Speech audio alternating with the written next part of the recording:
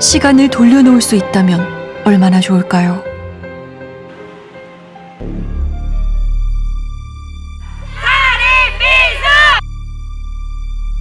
5월 8일, 그날 이후 생후 33개월 민영이는 깨어나지 못하고 있습니다. 부모는 아이가 아픈 거, 자는 거 모를 수 없습니다. 부디 외면하지 말고 살인미수로 처벌하게 해주세요. 민영이를 의식불명에 빠뜨린 양부모에 대한 첫 재판이 열리는 날, 분노한 엄마들이 모인 겁니다. 대체 그날 민영이에겐 무슨 일이 있었던 걸까요? 유독 낮잠을 길게 자는 게 이상하다며 아이를 병원에 데려간 양부모. 그런데 상태는 심각했습니다. 의식이 없는 상태라서 저희가 이제 머리하고 뭐 복부 CT 같은 거나 검사를 했을 때 뇌출혈 소견이 보였었죠. 바로 수술이 가능한 병원을 이제 찾아서 보낸 거죠. 대학병원으로 긴급 이송돼 바로 뇌수술을 받았지만 민영이는 깨어나지 못했습니다. 뇌 3분의 2가 손상된 상태. 의식이 없으면서 자발적인 움직임마저 없고 이제 그런 상태, 머리가 크게 흔들렸다든지 이제 그런 원인에 의해서 출혈이 생기지 않았을까? 그런데 담당 의사가 이상한 점을 발견했습니다. 민영이 몸 곳곳에 멍이 들어 있었던 겁니다. 가장 심하게 멍이 확인된 거는 이제 안면 쪽으로, 얼굴 쪽에 멍이 좀 심하게 들어있는 상태였고요. 귀, 목 등, 허벅지, 엉덩이, 다리 등에 다발성으로 멍이 들었고, 이제 시기가 색깔들이 다 좀 틀렸던 멍들이 보였습니다. 폭력을 휘두른 건 양부였습니다. 훈육을 한다며 구두주걱 등으로 때리고 아이가 쓰러지도록 뺨을 여러 번 내리쳤다는 겁니다. 양부가 진술한 폭력의 이유는 기가 막혔습니다. 에? 아니 애들이 잠투정하고 그런 거 당연한 거죠. 그걸 말이라고 합니까? 아니, 지금 2돌 지난 아이를 두고 지금 어떻게 저런 말을 해요? 아기가 사과를 안 해서 때렸다는 게 말이 됩니까? 입양 10개월 만에 일어난 참사였습니다. 내가 깨지 않았는데 병원에 바로 안 데려가. 그럼 아이에게 할 말 없습니까? 너무 미안하고 죄송합니다. 새로운 가족이 생겨 행복을 꿈꿨을 민영이, 그 꿈이 한순간에 악몽으로 변한 겁니다. 태어난 지 열흘이 채 되기 전에 한 교회의 베이비박스에 버려졌습니다. 갓난아기를 두고 돌아서며 엄마가 바랐던 건 건강하게 자라주길 그뿐이었습니다. 보육시설에서 민영이는 건강했고 낯선 자원봉사자들도 잘 따라 사랑받는 아이였는데요. 민영이는 잘 웃고 애교 많은 사랑스러운 아이였어요. 함께 생활한 친구들과 오빠들하고도 굉장히 잘 지냈고요. 그런 민영이를 유독 좋아했던 자원봉사자가 지금의 양모였습니다. 2019년 5월부터 민영이를 지켜보며 입양을 결심한 겁니다. 아이가 너무 나 보면 안아주고 웃었다고 하고 되게 기뻐하더라고요. 그 환경에 있는 것보다는 데리고 오고 싶어 했었어요. 그랬는데 왜요? 오랜 기다림 끝에 지난해 8월 민영이를 가족으로 맞이했는데요. 5째 막내로 들인 겁니다. 친자녀가 넷이나 네 명 있었던 거예요? 흔치 않은 다둥이 가족.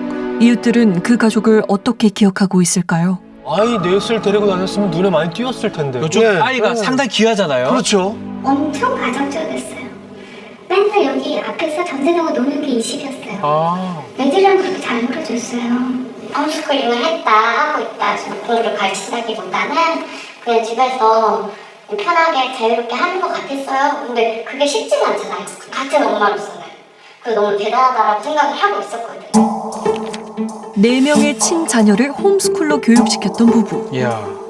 아이고 수영, 발레, 승마까지 가르쳤어요? 그러니까 친자녀들 교육, 양육은 굉장히 지금 잘하고 있었네요.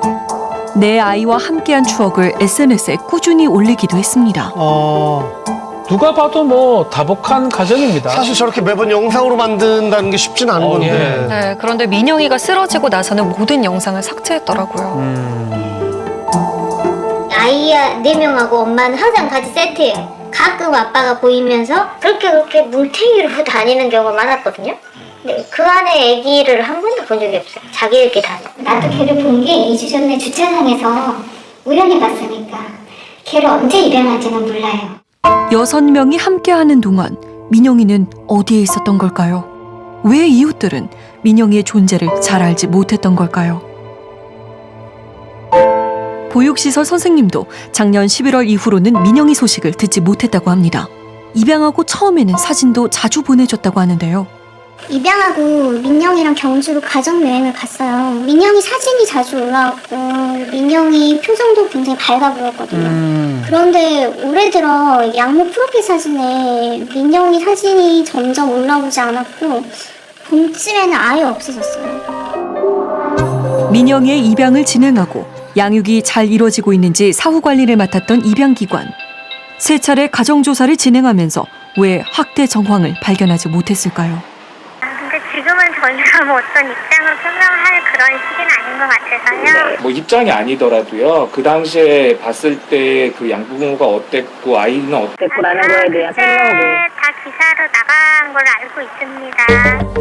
그런데 입양기관이 지난 1월과 4월에 작성한 상담 내용을 보면 거의 비슷합니다. 아, 지금 단어 몇 개만 다르지 거의 뭐 지금 복사해서 붙이는 것처럼 똑같네요. 저렇게 형식적 조사하니까 학대가 일어나지 어떻게 압니까? 그거 그대로 그냥 이해하시면 됩니다. 저희가 했던 부분이기 때문에 그거 보고 판단하실지 제가 거기에 대해서는 더 이상 드릴 말씀이 없습니다. 잘 웃고 잘 따르는 아이가 눈에 밟혀 막내딸로 입양했다는 양부모. 그런데 마음에 걸리는 것들이 생깁니다. 그중 하나가 민영의 인지 능력이 또래에 비해 느리다는 건데요. 민영이는 인지도 말도 떨어지는 아이가 아니었어요. 우물고 고집 부리고 떼쓰는 그런 아이가 아니었어요. 입양 가기 전부터 의사 표현도 할 수 있었고 민영이를 입양하고 제대로 돌봤는지 의심스러워요. 저희가 지금 직업들이 말이 아니에요. 그래서 민영이 봤던 사람으로서 너무 밝고 잘 지내던 친구인데 저희 집에 애기가 그렇게 됐던 거예요. 저희 신생아 때부터 아이를 키우잖아요. 그러니까 제가 마음이 너무 안 좋고. 그런데 취재 중 양모의 지인들로부터 연락이 왔습니다. 무슨 이야기를 하고 싶은 걸까요? 기존에 내 아이들 대하는 거와 다르지 않았고요. 뭐 차별을 한다던가 그런 게 전혀 없었고 정말 많이 이뻐하고 정말 사랑으로 키우려고 굉장히 많이 애를 썼었어요. 양부모를 지켜봤던 지인들은 학대가 아닌 사고가 아닐까 싶다는데요. 애가 놀다가 어디 부딪혀서 멍이 난 거를 애가 학대를 의심하는 건 아닌가 이런 생각을 제일 이제 많이 들었었죠. 정말 온몸을 던져서 노는 아이이기 때문에 제가 몇 번 넘어지는 것도 봤었고 그게 전적으로 막 다 무조건 때려서 그게 멍이 들었다 그렇게 말할 수는 없지 않나. 왜냐면은 제가 이제 일을 알고 그 남편을 아는데 폭행을 할 사람들도 아니고. 환자 상태 설명할 때 어머니가 면담을 했었습니다. 근데 뭐 그때는 놀다가 이렇게 넘어져서 다쳤다 이제 그렇게 얘기를 들었습니다. 이 아버지한테 저희가 이제 좀 멍든 부분이나 이런 것 때문에 좀 추가적으로 물어보긴 했는데요. 이전에 자주 넘어졌다 아니면 그 아빠한테 뭐 혼나긴 했었다 이제 그 정도까지 들었습니다. 그런데 곧 그날의 진실이 드러납니다. 의자에 올라가 논다는 이유로 화가 난 양부. 뇌의 3분의 2가 손상되고 가슴에 공기가 차 있었던 민영이 의식조차 없었습니다. 3분의 정도면 뭐 거의 이제 살아도 그 숨을 유지하기 힘들거나 숨만 유지돼도 뇌 기능은 거의 발휘하지 못할 정도로 가지 않겠나. 뇌가 손상이 회복 불가능할 정도로 다쳤다는 거.